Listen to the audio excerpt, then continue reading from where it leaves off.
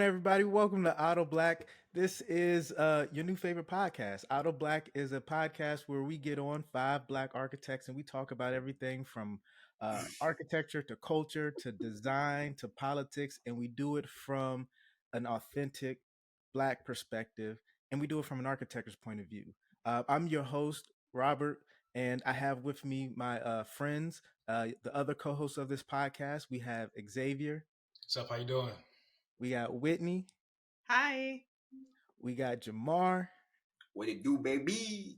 and we got Perla. Hi. And together we make up Out of Black. So welcome to your new favorite podcast. What's going on, y'all? How y'all feeling? Yeah, right. Good. Pretty good.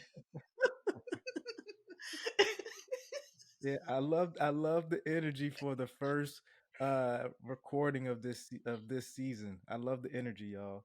Um Hey, I got a question, but this will relate to kind of our first topic, and our first topic is pretty interesting because we're just really talking about blackness in general. I mean, there was a very specific reason why we called Auto Black. It was a very particular reason why we did that. And I think as we start to have this first topic and discussing just blackness in general, it'll relay nicely into some of the things that we have planned following this episode. Um, so I had when I first started working in my previous firm, I was asked by one of the principals a very interesting question in which they asked me, um, did I see myself as an architect, or did I see myself as specifically a black architect? And I thought it was a very, very interesting question. And I'm curious to see you all's perspective on this. I'll briefly share mine and my response to this. And basically, I responded to them that I see myself as a black architect, not not because of um, not because of any type of label that I need to put on myself, but I mean, it's who I am.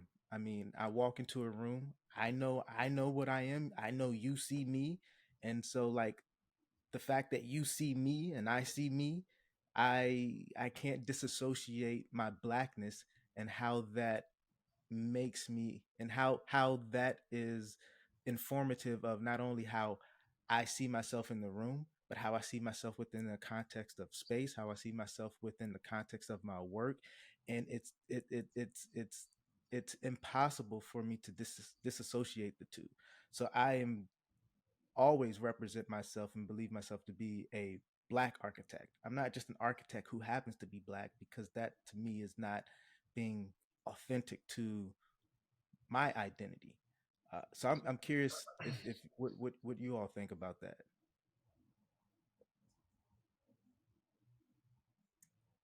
I guess I could interject or put my inputs in here. I'm kind of wishy-washy in my response, to be honest, because there are times I don't even think about it. I'm just walking into the room just to like get the work done. But then there are some random moments here and there where I realize like, oh shoot, I'm not only the only person of color here, but I'm the only woman in this room or in this meeting. So it really just depends and varies, like during the situations or what I'm dealing with, in terms of the project or the setting or what have you, whatever I have on my plate at the moment. But do you specifically refer to yourself as like a black architect? Like do you allow your how you identify in terms of your blackness to do you attach that to like your of what you do as being an architect? Well, in terms of identity, Rob, to be honest, I would say if I were to include my identity in like the architect label, I'd probably say I'm a Haitian architect. Because I know that also has a some weight to it. In terms of for me, like I've never met a hold on. Yeah, I never met like oh hold on one one. I met one Haitian architect. But just going through that in my mind, I mean, that says volumes, right? And so I think for me, I would say I'm a Haitian architect. Um, and you know what? If I'm being a bit transparent. I do know there is a weight that calling myself Black architect means. And don't get me wrong, I understand like the ratios out there, the statistics and stuff like that. And at the end of the day, I have no problem calling myself a Black architect. But if I'm walking into a circle and I wanted to add an identity to that architect label, it'd probably be Haitian, because not only because of what's going on in Haiti right now, but just like in general, what I grew up in, my culture, and all this other stuff. For me, in my Just yeah. just to set the table for our viewers, were you born in Haiti No, or like no. I was born in the smallest state of the country, but then we moved to Boston, and I grew up in Boston. so Delaware? No, Rhode Island. How you just put yourself on blast by answering wrong? I Delaware. You were gonna say Alaska, won't you? I thought Rhode Island, but then at the last moment I copped out of my instinct. No, but I mean, growing up in a Haitian household, you can't really forget about your history, and so it was just really ingrained in me and my sister's education and from our parents, like where we came from. So there really was no running away from that. I would love to have been born in Haiti and raised here, but that's not how the cards were dealt. Hmm. I guess to bounce off of Perla, I feel like I've never had to say that I'm a Black architect because I'm showing up as a Black person. I guess if, like you were saying, Perla, like if I had to put an identifier on it, I would say I'm a Black woman architect, because understand the significance of that and how low that number is, I think it's very important to highlight. But I don't think I've ever felt like I necessarily need to say that, which I guess is kind of in some ways a privilege that I don't have to say like I'm a Black woman, because I present as a woman, I present as the race I identify as for most of the time out of the year. I'm getting a little on the light side right now, but I feel like since my hair is like curly now too, like if it was straight, and I might feel like I need to say it more in more white spaces, but I feel like what I'm showing up and what I'm presenting as is what I am. So I don't usually feel like I need to add the identifiers to it.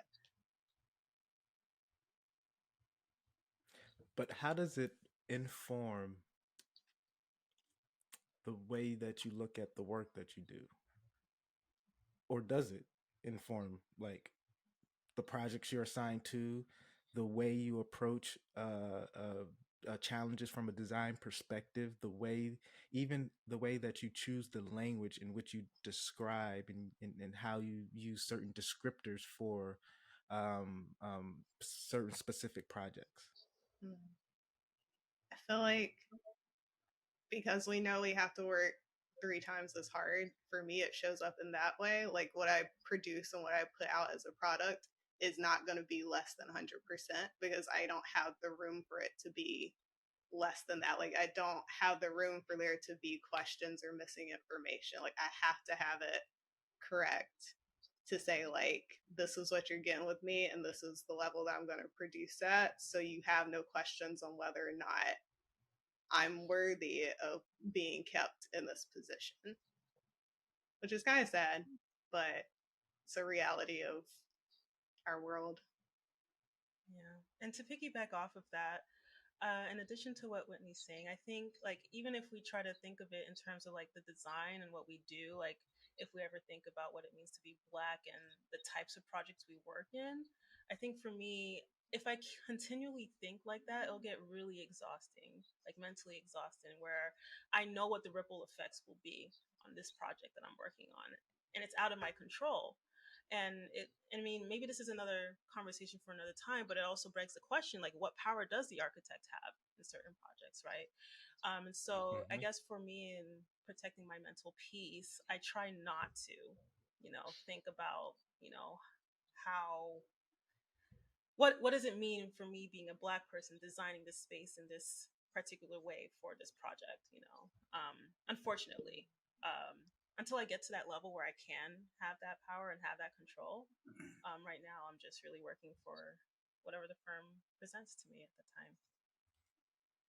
And Whitney Perla, what type of architecture do you do specifically?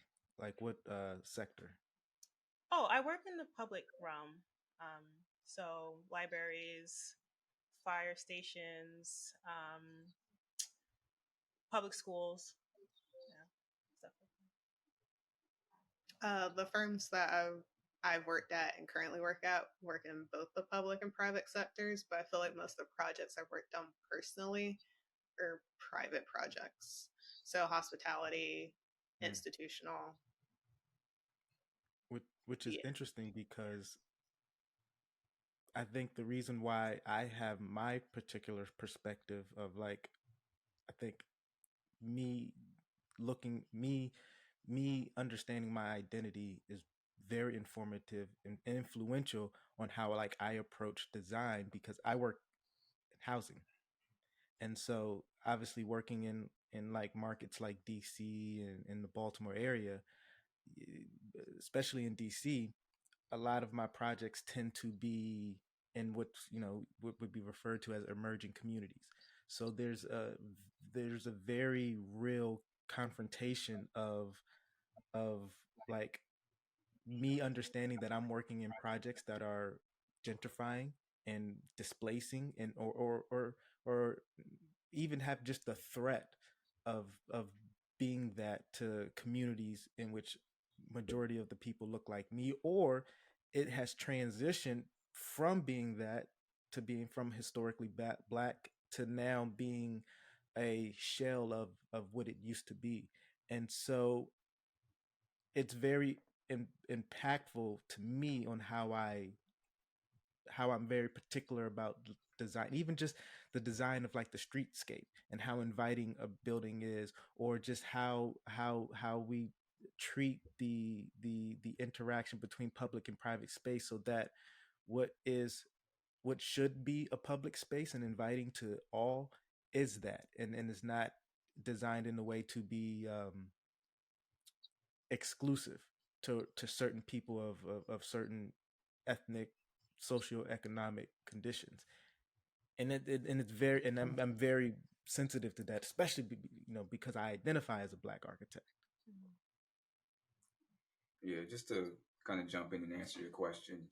Uh, Honestly, I don't go into anything necessarily proclaiming that I'm a black architect. I feel like it reads on me. You see me walk into a room, obviously you know I'm black. And then when I speak, then you really know I'm black. All Yeah, right. because that Hampton come out.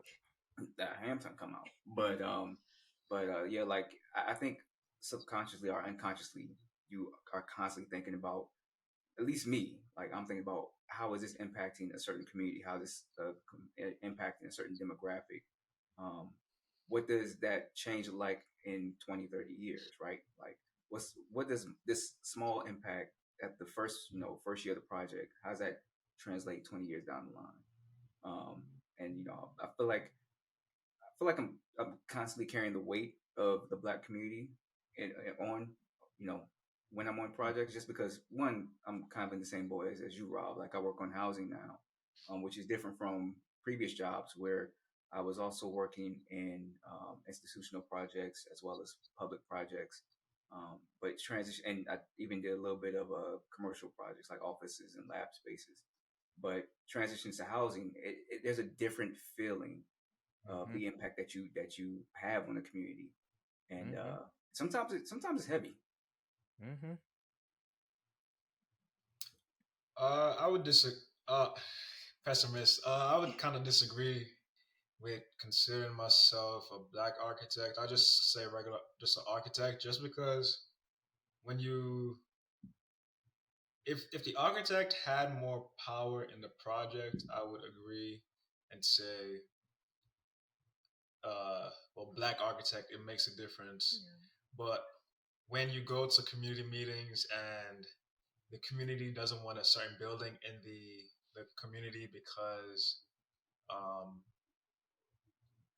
it would have too much what is it, supportive housing, And when you realize that supportive housing in DC is like if you're making $100,000 or about Hmm. $100,000, AMI, Yeah. it's like that's not really supportive housing. It's I mean, it's not it's not doing anything. So like even the power from just the developer is also waned by the community, and the power of the architect is waned on by the developer. So if the architect had more power in the final outcome of the final design, then yes, saying black architects, because then you're able to fulfill something from within and project it out to the world. But in current architecture and current developments of buildings, the developer comes in and says, we like what you did, but how much is it going to cost? And let's reduce, take that out, take this out. So whatever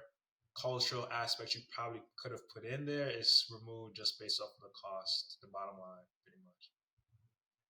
So, do you think that black developer carries more weight? If somebody would say like I'm a black developer versus a black architect. Yeah, because they're the owner, yeah, ownership, yeah. Which is interesting because you all know I've been in my role as a developer for the past year and some change now, and so there's definitely, to your point, X, a heavier weight because before the architects really get involved, it's the developer that is already going through having the meetings with the jurisdictions, having authority, having that interface with the community, and even in a city like DC, where there is it's a very political city, and each in DC, each ward has what's called an ANC, which is I'm not going to try to remember what it stands for, but it's basically just like a organization that represents the community um, to the city, and it can be from a number of things, from trash service to potholes getting fixed to bike lanes getting added, but especially when new development comes into the community. And so me being in my position of having to like run a lot of those community meetings and field the questions from the community, um I mean that is a very very significant weight, especially because I am who I am. And one of my most proudest moments that I had in my entire professional career is I was at a community meeting, and the community was peppering me with questions, because not necessarily that they didn't want new development, because what we were proposing was obviously better than a gas station and a rental car place, and it was what is way much more beneficial to the community. But it was a threat to their community, because they were already dealing with um, overcrowded streets, increased traffic, a lot of transient residents moving in that don't have the same um, historical context with the city, and go down the list: increased rent, increased property taxes, all of that. And so there was one individual, one woman who um you know essentially asked to the effect of our commitment, not only to the project but to the community. And I gave a really candid answer that you, i I grew up in communities, or adjacent to communities that we're working in. My parents, my dad, born and raised in DC, and so I understand the notion in the context of a community changing, and it's because of that association. It's because I'm working in a community where I look like the people who feel most threatened, that I am fully responsible for, feel the weight of trying to do right through our project for the community. And that woman had messaged me, because it was a Zoom meeting, so she messaged me privately, basically saying, you are the representation of our ancestor prayers, and it just means so much that you're doing this and that you have this type of passion. And I mean, it was just like an extremely touching and compelling moment. That's awesome. um and only one that I've had only working in my role as a developer.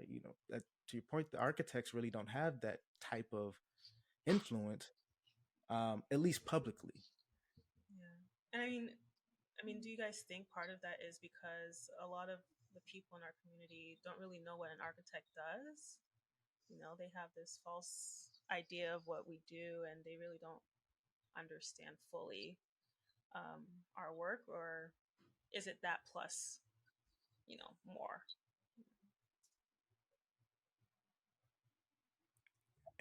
I mean, me personally, I think it's all of that. I think it's not really understanding what we do as architects, and I also think it's the fact. I mean, the reason why I switched from an architect to a developer is because I saw the glass ceiling that architects had in terms of the ability to have impact. Now, internally in the profession, we like to carry ourselves as if we are as if we have as much influence as we like to believe. But in reality, at least in projects that I've worked on, and just in the sectors that I've worked in, not really. Okay. I mean, I'm not sure if it's lack of knowledge. I just think people are gonna. I don't know because I don't technically understand what electrical in. I know electrical, not electrical engineers, but like cryptocurrency. Like there's certain jobs you don't understand what they do, but you just get the basics. I think it's just more within the field itself of architecture, and I don't know if AIA does the best job of grabbing the power within the construction field that architects might need in order to to hold projects in a certain direction. Like if an architect does something that a developer doesn't like, they could basically just cut the architect out of the project and then move on to Yeah. the next architect with the quickness. Like it's more the power that the architect holds than anything else. So I'm going to say that I think it's actually the faults of both developers and architects of previous history. I feel like, especially in the Black community, development has never went well for Black folks, right? Like, there's never really been really great design that has changed and uplifted Black folks. And so I think we're dealing with a whole line of just failures, from architects and developers. And even now, whenever you see a new development going in, most times it's like for high dollar apartments. It's not for affordable housing. Like you said, X, if it is affordable, it's like you have to make $100,000. Because sadly, that's an economic issue. But I feel like it's just honestly the history of development in this country has not been great for people of color, especially Black folks. Yeah, Yeah, I think I'm gonna push back on that just a little bit because I think that's a loaded statement. Because I think when you make statements like that, not saying that you are, but you have the potential You just said to so. to. You said it was I'm not loaded. saying that, I'm not saying that this is your intent, but when you make a statement like that, you have the potential to discount communities like Black Wall Street. You have But it got discount. destroyed. So I'm not. I'm, Correct. I'm, I'm saying like it's a history of us building ourselves up and having these opportunities, and then it's taken away by white developers, and we have to continue. Like we are still dealing with the ramifications of poor development from the white developer side, from the laws, from the redlining, the segregation. We're still dealing with that, and we're still having to basically right the wrongs. And that's why I feel like a lot of us carry that burden on our backs now because we're trying to fight that. We're trying to say like, hey, we're here now. We have a seat at the table, whether it's an architect or a developer. But I think we still have to do a better job reaching out to the community and you know showing that we are here and we are trying to make change. And I do think the architect could hold a lot of power within their own community as community leaders, but like that's a matter of like time and how much value you put on that in your community. Um, but I do feel like we could do a lot to empower the people and give them knowledge of what could happen or is happening or what is to come when it comes to development within the neighborhood. I will also say though, like when we talk about those communities that have negatively impacted uh, black and brown, we talk about those developments that negatively impact black and brown communities. An architect designed that. Someone who's trained in the ways in which to form community, to create welcoming, they designed that. And I mean, you even had back in the I believe it was the 60s, Whitney Young, who is I don't know if you know about Whitney Young, who was a civil rights leader. He actually gave a speech at an AIA conference in which he challenged architects to basically step up, because this was in the aftermath of all of the racially charged riots that destroyed a lot of inner cities. And so he challenged architects to step up, and he said that if you don't take social justice seriously, and if you don't basically transform the way that you approach projects and take this into consideration, you as a field, as a discipline, are going to basically be on the side of irrelevancy. Like, you're going to be irrelevant towards social impact and change. And I think, my personal opinion, I don't think that the IA specifically, but I don't think our discipline, our field, has really stepped up in a way to we're making the case now. Do people really know what architects do? I think on a large scale, we're irrelevant towards social change, racial social change. I do want to just say one thing. As I was hearing you guys talk, I keep remembering a lot of the community volunteer work I would do with Boss Noma. And I feel like organizations, I guess, that are related in the architecture field, but not necessarily an architecture firm, for example, are doing the work. I mean, although there's a lot to do, but I do think organizations like NOMA are trying to actually, do what we're talking about right now. I'm not sure as to what capacity NOMA can get to in terms of like actually owning land or becoming a developer, for example. But just putting the message out there that we're here and we exist. I do know that is part of their purpose and why they exist. So shout out to them. Yeah, and I don't mean that to be like a blanket Yeah, statement. So yeah. you're absolutely right. But so just to try to kind of keep us on course of like the topic at hand. Um, I I have another kind of like follow up question I think would be pretty interesting, and this is all related to identity. So and Xavier and Jamar, you all will be familiar with this question because it seemed like it started back when we were in undergrad and just kind of been an evolving conversation. But like, do you identify yourself as Black or African American?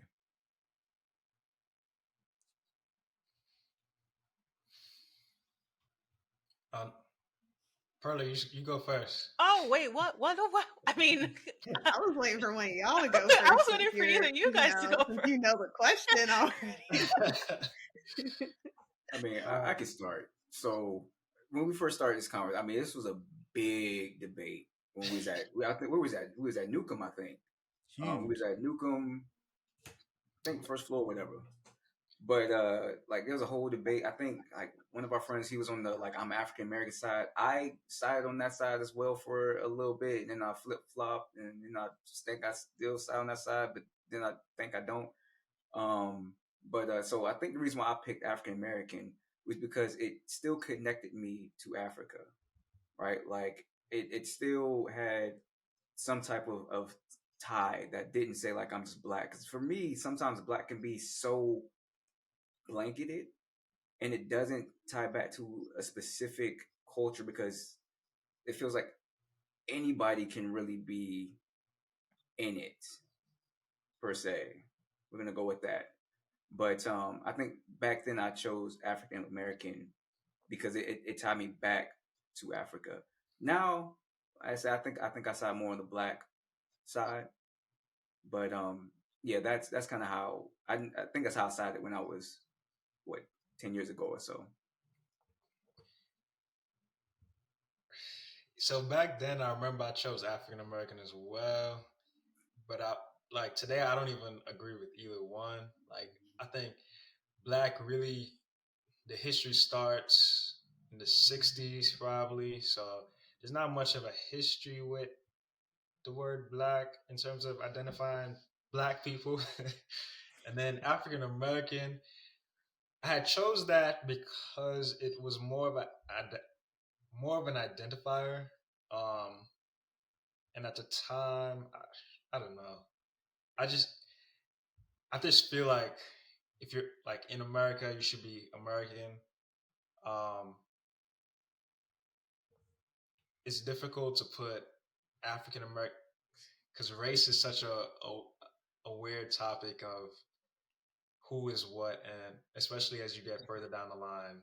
Um, so yeah, that's I'm neither right now.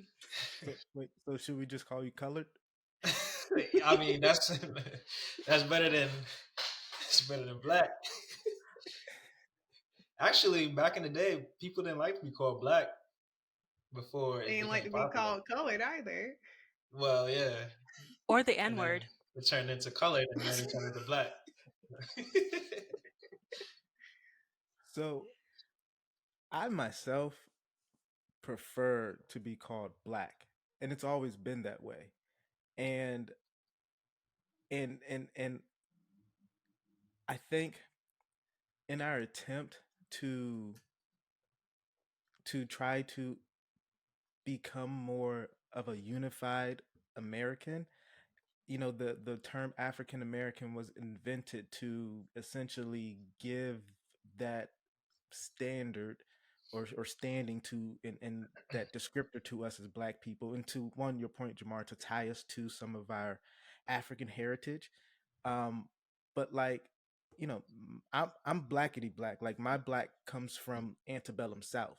Like, I have no connection to Africa other than the texture of my hair, the tone of my skin. Like, I understand that it's a part of my, like, larger uh heritage, but in terms of like what I can directly connect it to, it's North Carolina, it's Mississippi. Like, there is not that I don't have that connection. And I just always felt that when you call me African American, you're making the assumption, at least how that term is laid out, that I immigrated, that my family immigrated here, and that's not our history. Like, we have a very specific history, a violent history of how we got to this place. And because of that violent history, where we originated from, that's lost, and that's so complex, and that's so diluted, and it's very complex. And as far as I know, I'm an American, I was born here, but we all obviously know that I don't none of us really have the full ownership to just being an American. And so, whether black is the right term, I personally like the complexity and the many undertones and sort of what that represents. And it's not easily defined or understood. And I've become to a place where I've been able to accept that ambiguity. Well, Rob, can I ask you a question? Absolutely. So, I guess,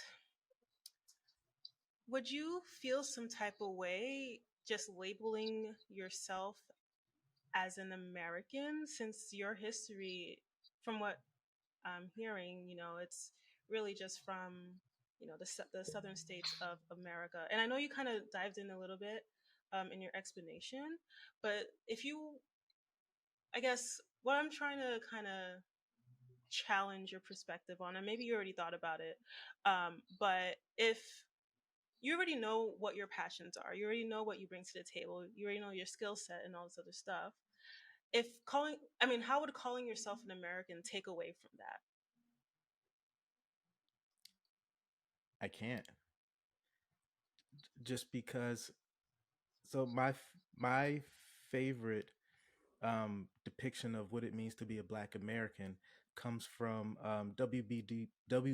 Du Bois' theory on double consciousness, and he essentially talks about how Black Americans, we're born into this world with a sense of like a second sight, and we see ourselves as American, but we also see ourselves in the eyes of the other. Like we're always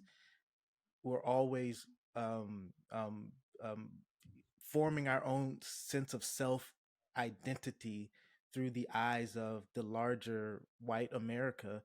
And even though we have full access and entitlement to actually just being an American, we don't we can't really own it without a qualifier, i.e. Black American or African American. And I mean, I think that's just that informs even in just how we navigate the world, rooms that we're in, why we code switch, why we consider, like for me, for example, why I consider if I'm ever about to go in an interview, maybe I should shave my beard down a little bit. Mm. you know I mean, it just really it's really informative of how we navigate the context of being in America. Okay. I don't necessarily like W.E.B. Du Bois. How should I- Some of the civil rights leaders seem to me like they were trying to fit into more white spaces, even from back then. Um, so, from his perspective, as viewing himself with a double consciousness really, I think it limited him because he was always looking for the acceptance of the outside instead of just looking for the acceptance of him and his own people. I think during segregation, you saw like a different sort of a black community where you didn't look for that acceptance from the outside, and I think even back then they weren't as fully behind people like Martin Luther King and stuff because of the sort of integrationist mindset that he had. Because I don't know, the communities definitely were more solid. Black communities were definitely more, well, my opinion, that black communities were definitely more solid back then. Um, so I think his perspective was a little bit skewed based off his ultimate goal of trying to integrate into white community, white spaces, and getting the acceptance of white people. But So what's interesting about Du Bois, though, is that he is biracial. His yeah, mother was Black, an enslaved woman, and his father was a French American. So that further adds to the complexity of Black people in America, because our history is so tied into white America's white America that, like, it's hard to disassociate the two. But in an attempt to make us others or second class citizens, we're not entitled to the full ownership of just American. I guess one of my questions is what is it to be American, essentially? Because I feel personally to be American is to not be separate, if that makes sense. Because at this point in American history, we're a bunch of different things. We're a bunch of different cultures. We're a bunch of different people with horrible past, great past. It doesn't matter where you come from. There's a lot of complexity to it. So I feel like to be American is to exist within all of this history and to understand like what X was saying, know who you are and not to necessarily worry about how you're being seen from the outside, but to understand that this is how you are being seen because of propaganda, because of stereotypes. Like walk around and not you can't walk around and think that you're going to be seen as something that hasn't been fed to people for centuries. Um, and then to go back to the conversation of African American versus Black, I never liked the term African American. Even as a child, it just wasn't something that I identified as because you see it and it literally says African American. And at the time, I didn't know anything about Africa. Um, Mm-hmm. and so then one day, my sister, I don't know where she got this from, but she was saying that why is it that every minority or every person from a different country or has a heritage from a different country has to have a hyphenate? Why can't we just be American? Why does it have to be Puerto Rican American or Asian American or Black or African American? But yet you don't really hear the term white American thrown around at all. It's Mm-hmm. literally American. And I feel like that's because the image that you see when you hear I am American is that of a white person. Yet America wasn't built by said white people. It was built on the backs of every other minority that's here. Mm-hmm. So it's kind of a question of like, why is it that our ancestors put in the work and yet we still don't have that image of American in our head when we say it? Yeah. And just to, So oh, sorry, Jamar. no, go ahead. Yeah, Well, go I ahead. did want to say, like, I wonder if this is a citizen of America problem. Meaning, like, if someone from another continent was looking at us, would they see us as African American or just American? And I kind of want to believe that they'll just see us as American, but because we know the history and all that, Mm-hmm. it's harder for us to kind of put a label on where we stand. Mm. That's a good point. I feel like we should ask some of our friends Yeah, who aren't from here their thoughts on that. right. So I have a question because it's we're all kind of a lot of us don't agree with the African American term anymore, right? Like it doesn't. It feels, and I know it was something that was started like in the '80s or in the '90s, and it feel like it's lost its luster, especially now after Black Lives Matter, right? Like I feel like we've re-embraced really fully the idea of like black and black culture. Um, but I'm curious, because I know that blackness is kind of open ended, but it seems like it's always gate kept as well, right? Like only certain people are allowed to interact in that black space, and you're constantly looking out for like, okay, can I trust this person? Because I'm like, hey, you another black person, but can I trust you? Like, I wonder, like what that looks like today. Like, how do we, even though we're trying to say that we're American, why is it that we still seem to cling on to the black community and then also try to gatekeep that so that certain people can't participate in it? I feel like it comes into play with history and our history being wiped out in a sense.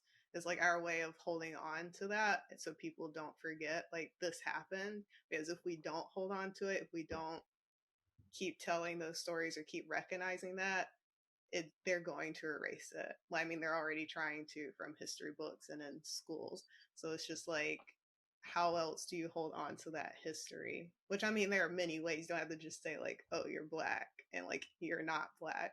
But I think it's kind of a coping mechanism in a sense of like, okay, if they if we call ourselves something other than this, then what about all of the people behind us? But is that a Which is healthy interesting. mechanism, though? Sorry, Rob. No, go ahead, I Pearl. mean, No, I mean, I just nothing. Yeah, it's it's probably not, but it's just like if the if the research they've done that says that the trauma from your past ancestors is passed on genetically, then mm. like nothing in us is healthy at this point. Well, that's no. Well, you gotta be optimistic.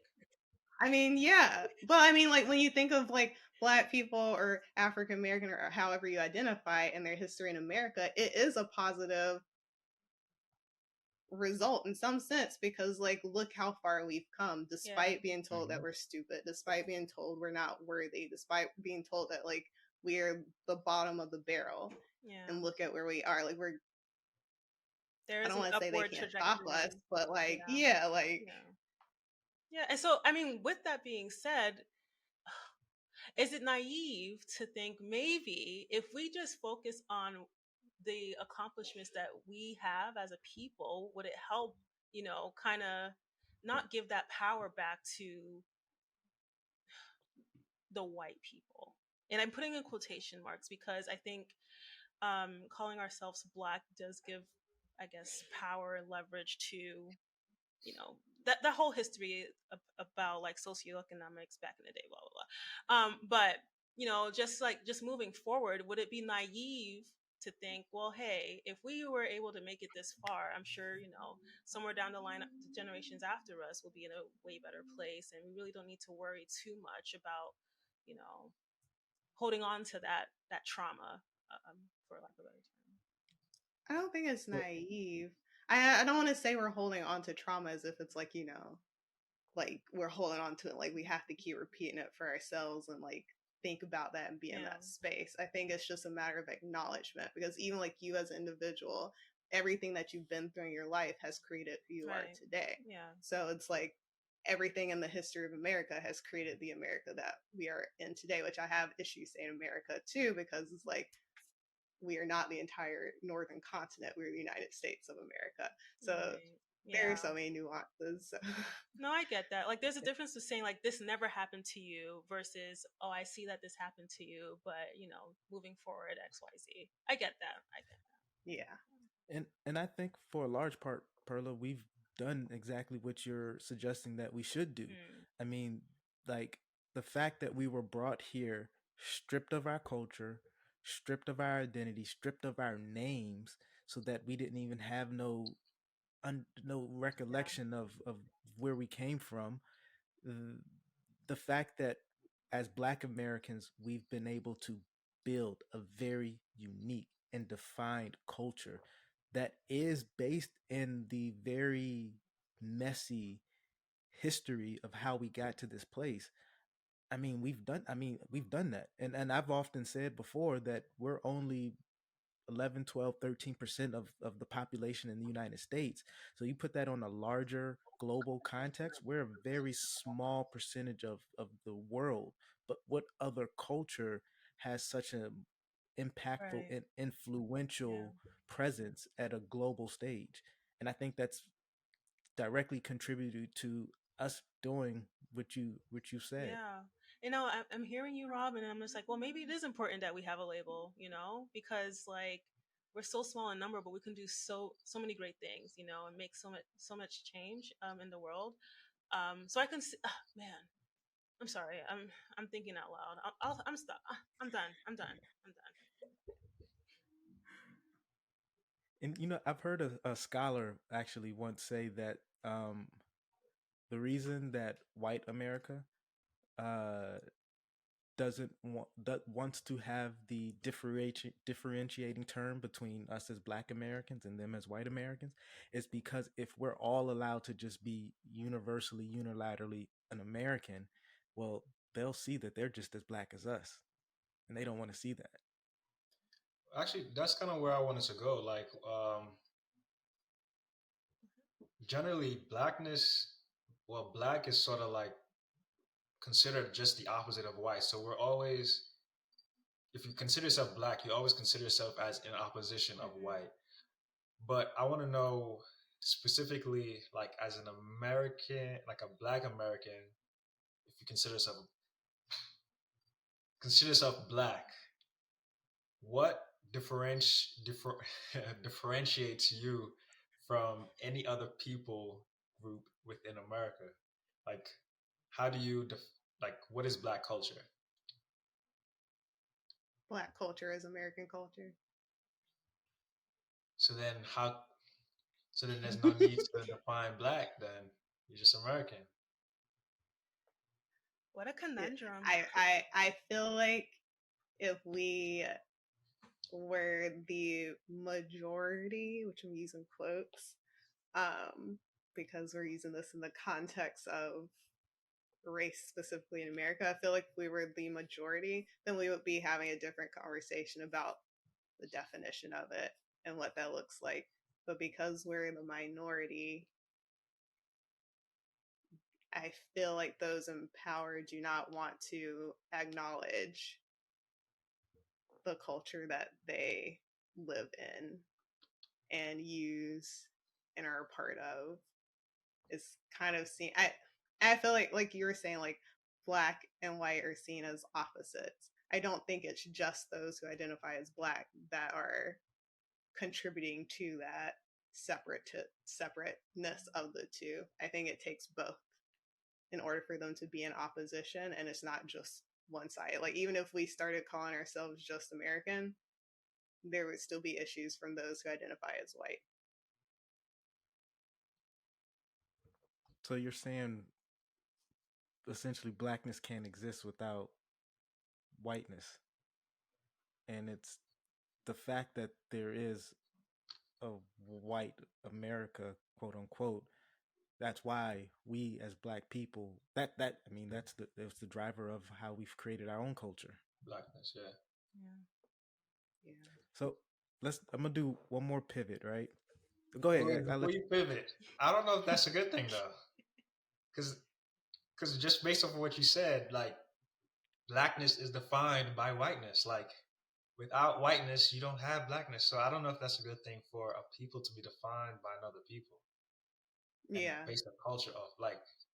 But you could pivot now. You could pivot. No, but to your point though, like I think that's to the previous scholar that I mentioned, like that's why there's a distinction, because what you're basically saying is that American culture is, and even if you take into the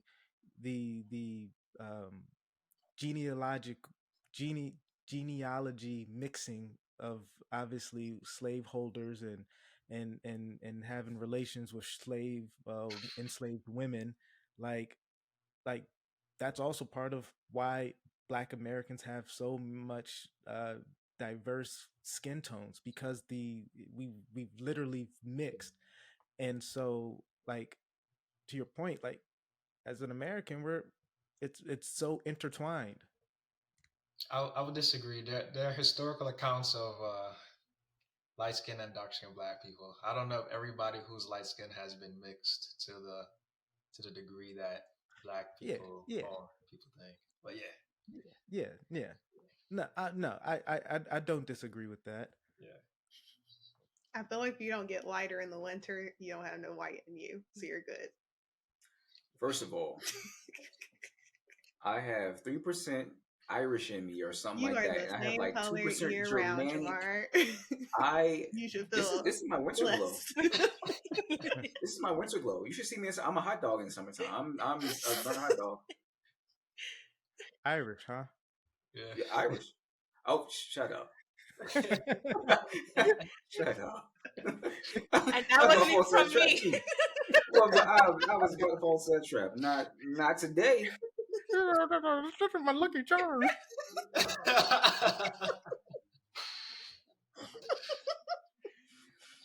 And that's the Yeah. show for today. It This has been doesn't a help that great your talk. arms are crossed.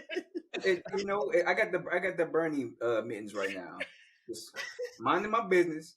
I shouldn't have spoke. I should have remained silent for the rest of the conversation. That was cool. That was a good He's one. You so got to admit that was a mad. good one. So to pivot now though. So to pivot. So we've kind of defined blackness in a sense, right? We've kind of had a discussion on like blackness as like as it relates to self, as it relates to identity. How, as architects, right? Is there a spatial definition of blackness?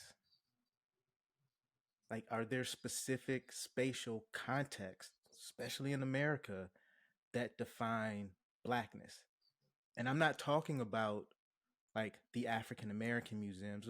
Maybe that can be a reference, right? But I'm more so talking about like spatially. I'm not talking about aesthetics, spatially. Mm. I want to say yes. I think when we're together, like when a group of Black people are together, there is something special about that union. There's something special about that community. As far as, you know, how it affects space and how we move in space, I I think there is something within us that kind of radiates from us that draws other people in. And I don't know if that answers your question, or maybe this is a cop out, Rob. Feel free to call me out. But I Yeah, think, I want you to go deeper. I want you to oh, go oh deeper. my So, gosh, let like, me I want you think. to think about. I want you to think about like curated Mm. spatial Well, context of blackness. that's a harder answer. I'm sorry, Robert. That's a very hard answer. Well, I have Like to think on it. there, there's a very distinct difference between the white side of town and the black side of town. There's a very distinct difference between the black L and the white butterfly. Well, when you okay, can I The just what? ask? Should we say? You're not from Baltimore. It's okay. I'm not. I need an explanation. It's like the crescent. It's like the crescent and the what was it? The crescent and the wedge in Charlotte. The what? The crescent and the wedge in Charlotte. What are we talking about? The black spaces and the white spaces of the city. The crescent and the wedge in Charlotte. We learned about this. Urban designer. I don't remember. Well, Well, okay. Can we say the white spaces and the other spaces, because I feel like there's a clear delineation between white spaces versus every other space. it depends. What do you mean? Sometimes. Oh, I It can I will feel depends. say pushback. Please tell me more. Tell me more. so Boss Noma recently had a discussion by a lighting um consultant. I can't remember his name, but it was about one of the portions of his discussion was policing using lighting. And so I Okay. don't know the names of these things. I've seen them Right. around. So like generally in the South, if you go to a Walmart that's usually not in like a white neighborhood, you see those lights, those police lights that are in the parking lot. Mhm. And I didn't know that they stay on forever. And I also didn't know they were used in actual neighborhoods in like New York and Chicago, Interesting. and they're on Yeah. all the time until they shut off, or the generator runs out. And so that discussion revolved around how lighting is used to police Black and minority communities, because poor lighting that's on all the time, that's brighter, causes more mental issues, less sleep. It has a lot of side effects versus a white neighborhood that has better lighting that, like, will shut off or is a little bit softer, or even just has a light that works that isn't blinking constantly, that's fixed immediately. Like those affect the people who are in those neighborhoods. I actually have one of those lights outside my building. Yikes. I told I you, don't. I man. live in Baltimore.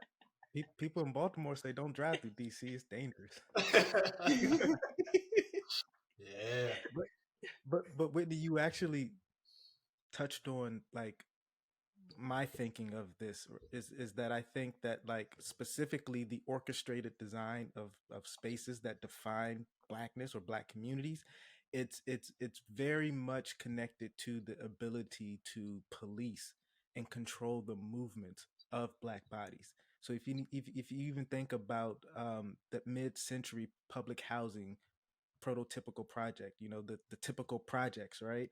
It is very uh it is very much the opposite of how we're trained to design spaces. Even as an urban designer, how you're trained to form a street, how you're trained to design communities where you have this very soft progression between public spaces and private spaces. You have your front porch, the front of your house facing the street, because there's concept by Jane Elliott, when you have like the eyes on the street, and that helps the community to be accountable to one another. In Would I Jane Austen? Did I get the name wrong? Jane Jacobs. Change Jane, I was like, who? I We're was like, all who the is Jane Jane. Elliott? You said it with your chest too. Jane Elliott. She said, "I was on the street." if And I he's in believe it, Jane Austen. if I believe it, then you believe it. That's how you got to deliver it. But like if you think of that early prototypical public housing, it's designed so that there's all these interfacing courts. The front of the building, the front of the house, the homes are always perpendicular, not parallel to the street. Mhm. And a lot of that has to do with how movement can be policed. And so now, as that's developing, you're getting to the history of how policing is changing in America, where there's no longer foot patrols. So now police can now monitor and police from their cars because they can see through blocks. They can see through the courtyards of the communities. Like backyards no longer have private space because you can see the backyard from the street. And I think to me that's like a very distinct orchestrated construction of like space that's recognizably black. Mm. But Uh, oh, Yeah. I'm sorry. I guess. No, I was Sorry. gonna say I think black. Oh, I Oh, was gonna say I think go ahead. black people. Oh, I think black people had the opportunity to create distinct black space. I think it would take time. I think if it's gonna sound bad. If integration didn't happen the way it did, maybe black spaces would be more distinct from white spaces. But because after a while, black communities sort of dissolved into white communities, and everything sort of happened within each other. Like you can go and buy a brownstone that was previously owned by a Mm-hmm. German, that was owned by an Irishman. The space itself isn't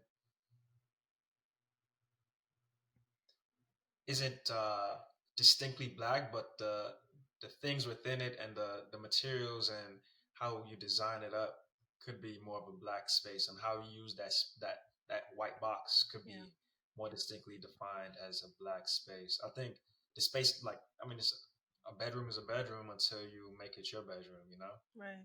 Well, to push back on that a little bit further, X, even in that pre-segregation era that you're discussing, right? And I'll tend to agree with you that the black community was stronger because you actually had um, multiple levels of socioeconomic status in black communities. So, like, even if we think about the Cosby Show, um, like what people what people gravitated to was that you had like a doctor and a lawyer living in the inner city next to the teacher, next to the sanitation worker. And so you had this mix of education and socioeconomic status. And even though those spaces and those communities are great, and like I'm even thinking about Crooklyn, like just how Spike Lee kind of created that same feeling, that same sense of community, of Crooklyn, right? But So Crooklyn's not real. no, it's It's a Brooklyn, real movie. Brooklyn. Oh, it's a But movie? yeah, Huh. Spike Lee joint. Uh-huh. Yeah. Sorry. Hey, don't I know we're gatekeep, talking about y'all. Don't blackness, but gatekeep. Don't I was gatekeep. about to. I was about to. I was like, give me that black card. But my Take your Haitian card. counterpoint to you, X, is Yeah. only reason why those communities were created was because black people had no choice, Sure. because there was policy in place, especially in a place like Baltimore, that regulated where you can live and like where you could and like there was especially in a place like Baltimore, there was restricted covenants in the housing deeds that prevented you from selling your house to somebody that was not white. And so even though we've had these communities that we talk about, these historic communities that was full of a lot of the positive things that we associate with like black community, having our own doctors, having our own pharmacy, all of these things, we got to understand that that was also we were forced into that because of specific housing policy. I Yeah, would also like to interject. So I feel like this conversation is revolving around urban communities and wondering how it would apply to rural Black communities, Mm. which are more spread out and don't necessarily have that tight knit like location between homes. But I feel like the connector for those communities are the places that they spend together, which would be the church in a lot of cases, especially in Mhm. the South. So it's like, I guess, how do you guys think of that as a Black space? Because like to me, like driving down the road, there's not much difference between the churches that you see other than the people or the cars or the name of the church necessarily. Um, So I guess what are y'all's thoughts on that? Yeah.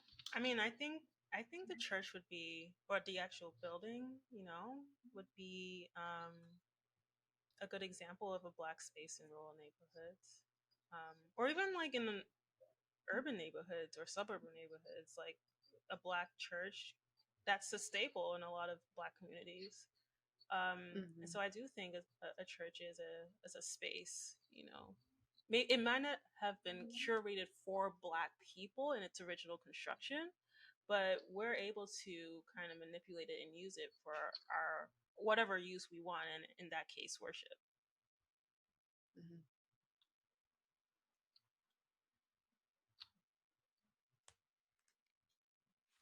I mean, I think I think that's a very interesting point that you bring up, because you can argue that there was not as much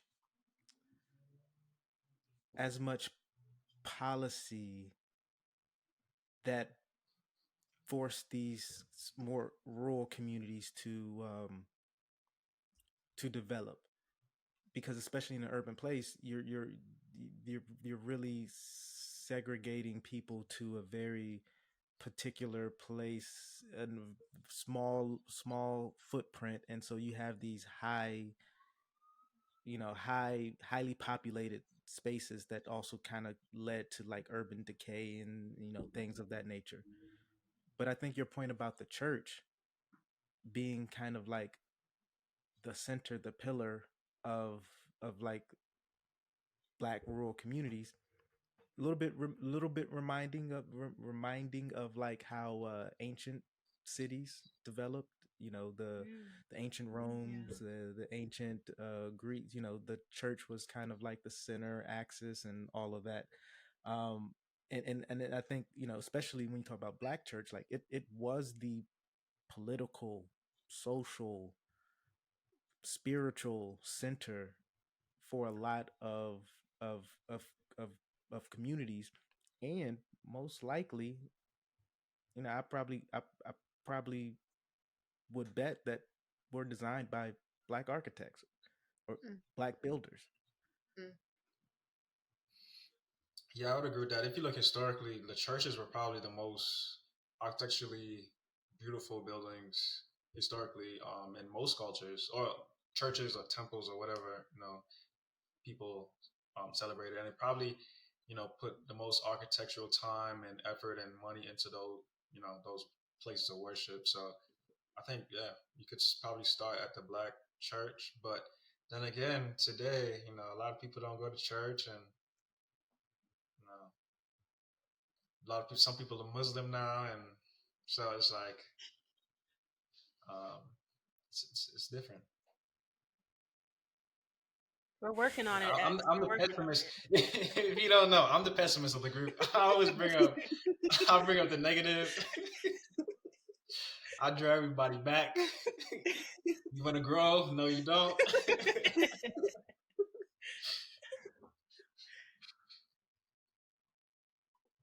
So so the the one reason why I also wanted us to talk about like the spatial landscape of blackness, because I think what it also kind of can starts to do, and this is my own personal theory, my own personal just deeply thinking about these kind of things, that it then starts to uh for the people who occupy that space,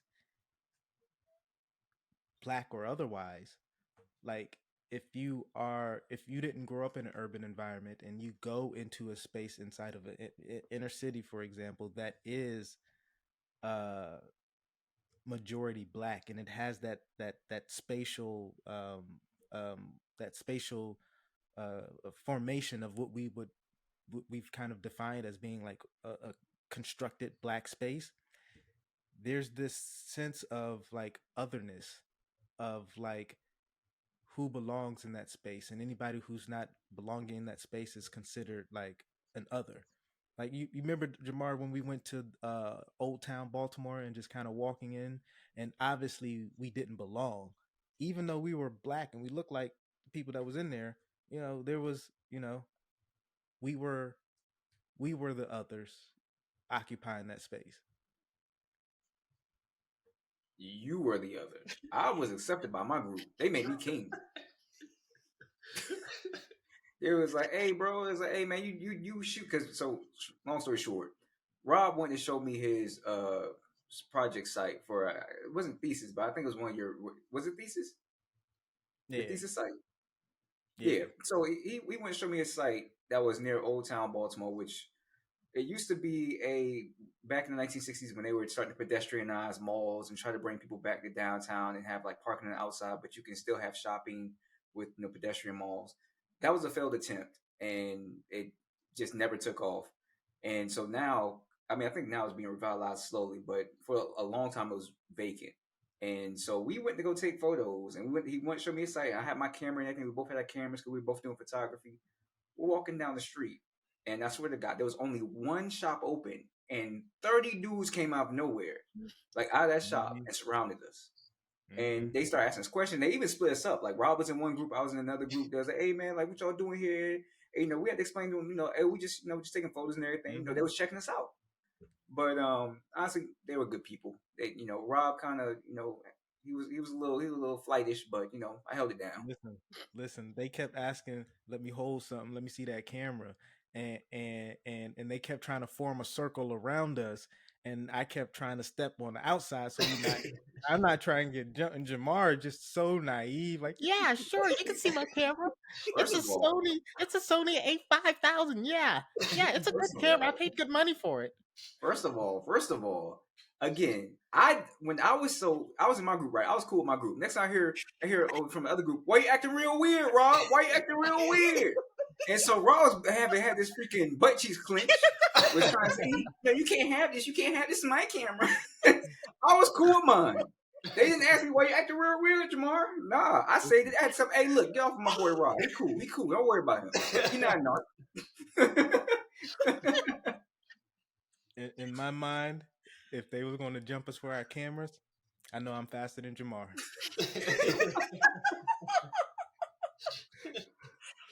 But like I said, I would have been cool, and they're like, "Hey, bro, go ahead sling these rocks." I'm like, "You got it. Where you want me to be at? Which corner?"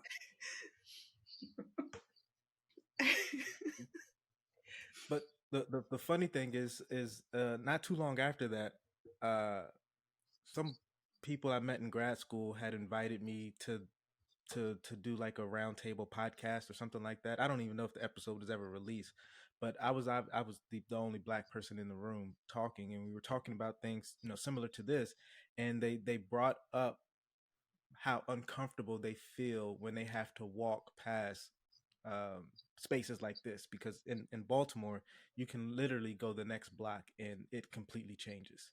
And they talked about how uncomfortable they was. Um, and they kind of looked at me, for confirmation.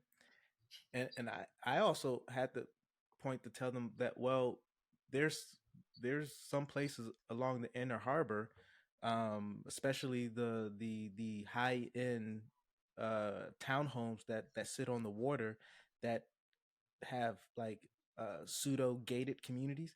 I said, when and along the boardwalk, I mean, it's a public space. It's a part of a trail that you can walk around the whole entire harbor. I told them, well, I feel uncomfortable when I have to walk in that space, and it's because I know that there are people that are looking at me as if I don't belong, and like I have to worry about the Karen saying that I'm encroaching on their space. So, one thing that I was thinking about throughout our whole conversation about blackness is, and just like the feeling of belonging or not belonging, it's always looking to somebody else's, to feel comfort, right?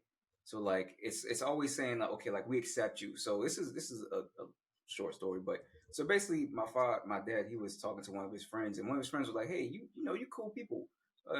He said in whatever dialect he was saying, but he was saying like, yeah, you're cool people. Like I wouldn't mind having you as a neighbor. And this was a white dude. And my dad he took offense to that. He was like, "Whoa, like that wasn't." He kind of played it off, but he was just so shocked by that. And it's interesting that we're always kind of like looking to like we're looking for the outside to accept us. But then there's some people who just walk this earth and they're like, I don't care what you think about me. Like I'm gonna fit in this space no matter what. So whether you see me as a black person or not, I'm gonna be in this space. And I'm not gonna let the pressure of others affect how I feel in this space. So I'm just curious, like, is that the right way to look at things, you know? Or sometimes are we our own worst enemy by thinking we don't belong because we feel uncomfortable, you know? I think it's a balance, like whether your safety is in jeopardy or not. Like, I'm not gonna randomly pull a U-turn in someone's driveway that I don't know. Like, that's just not how I was raised. But if it's, a space like at work or something, then yeah, I'm walking in there like I belong because I do belong. I'm going to make the space. I'm going to speak up. I've been telling my families, like, it's time for us to take up space. Don't shy away or move out of the way when we're walking down the sidewalk or in the grocery store. Say, excuse me or pardon me. Like, no, take up the space and make them walk around you Bump because into it's them. time. Yeah.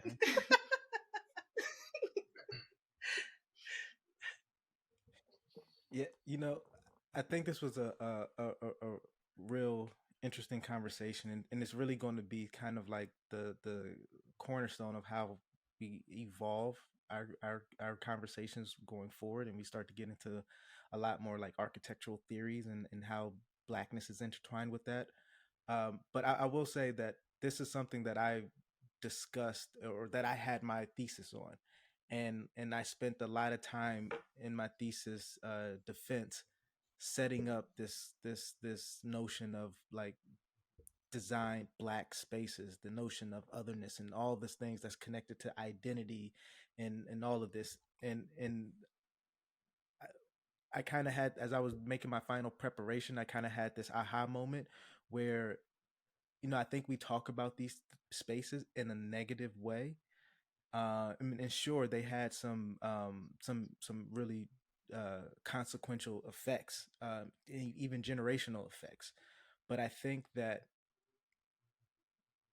in its essence, there's a lot of good that has come from it, because in these same type of spaces that we're talking about, jazz was created, hip hop was created, the works of like Jacob Lawrence was created, and so like these spaces that we're talking about, curated by white America or not, like it's part of the thing that has specifically developed and made black culture the powerhouse that it is, like the ability to influence the world in the way that it is. And so it'll be interesting as we kind of get into further conversations and really talk about this, because I don't think that like the lay people really, or even architects that don't think about this, really understand the connection between like blackness and space, and how it's so impactful into how our cultures developed. So looking forward to it, y'all. Great conversation, man. Great first episode. For y'all that tuned in, thank you for tuning in, and welcome to your new favorite podcast. Bye. Peace.